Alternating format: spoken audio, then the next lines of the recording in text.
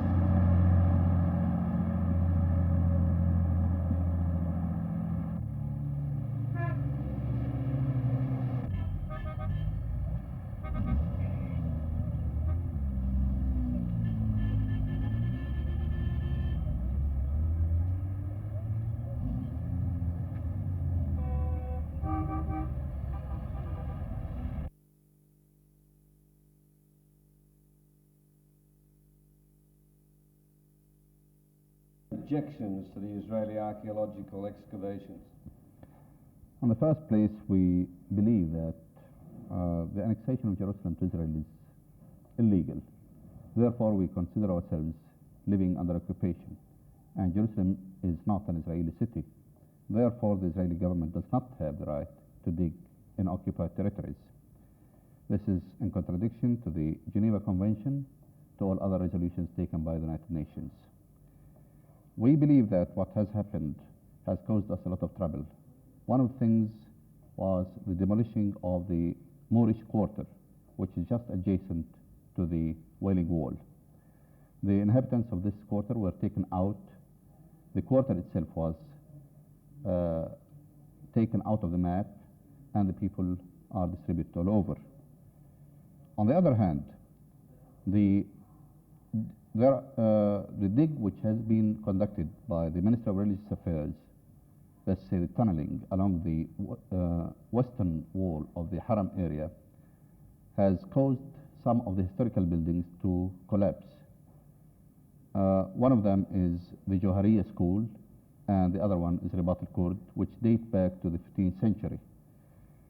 This has been very much affected by the tunneling, and the restoration of that place is rather impossible and it can never be returned to its old status. Even in the Jewish quarter, what's called the Jewish quarter, which we called a Sharaf quarter, the property of that area is 80% Islamic. That was completely confiscated, and digs were conducted there by Professor Avidat, and we didn't know much what has happened, but the character of the city, Jerusalem itself, has been drastically changed, which we are against as much as any other conscientious human being all over the world. The other excavation being carried out by Professor Mazar comes right up to the wall of the Al-Aqsa Mosque. Yes. Do you think it's a threat to the mosque in any way? Well, in a way, yes, it is, I would say. That by digging there and all the time trying to prove that the wall was Herodian, this will cause the religious ministry to come over and the fanatics to come over and say that this is part of our Wailing Wall.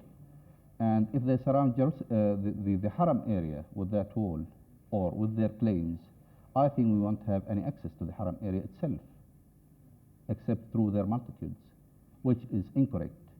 I would like to add here that no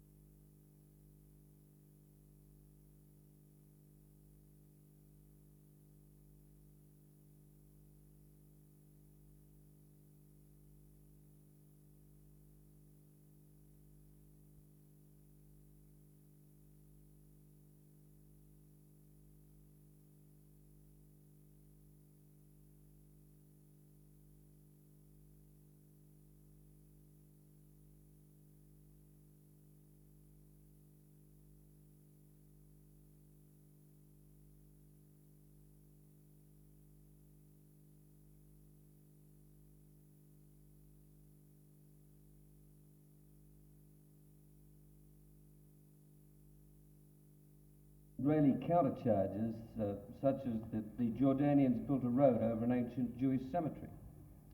Well, they have the right to say that, and I agree with them.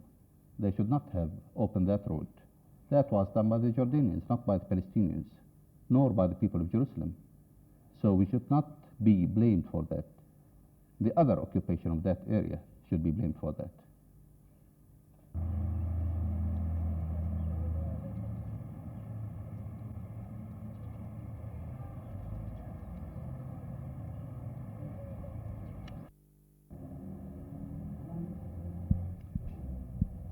Mr. Mayor, what is your reaction to the UNESCO ban? Well, I think it's pretty upsetting because it's so immoral. We are trying to turn this into the most beautiful city that exists anywhere, and we are trying our utmost to be respectful towards historical sites, whether they are Jewish or Christian, Byzantine, Crusaders, or Muslim of any period, Umayyad, or any other period, and Mamluk. And here And I think we are doing the best job that has ever been done for the city.